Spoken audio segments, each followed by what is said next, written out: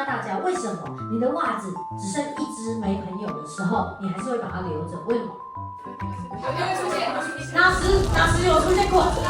你总觉得有一天它会出现，可是始终都没有出现过，它就是被洗衣机吃掉了，它就是不见了。我建议大家，如果你很容易袜子不见的话，你就是同款买多一点。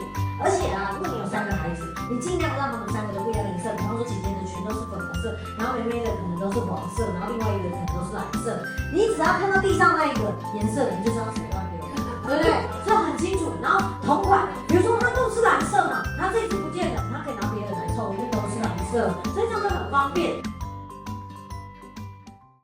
我想问一下大家，为什么你的袜子只剩一只没朋友的时候，你还是会把它留着？为什么？有没有出现？哪时有出现过？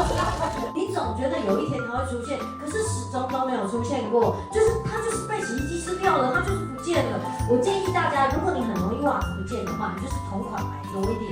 而且啊，如果你有3个孩子，你尽量让他们3个都不一样的颜色，比方说姐姐的裙都是粉红色，然后妹妹的可能都是黄色，然后另外一个可能都是蓝色。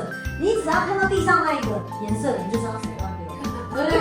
这很清楚。然后同款，比如说它都是蓝色嘛，它这一只不见了，它可以拿别的来凑，因为都是蓝色，所以这样就很方便。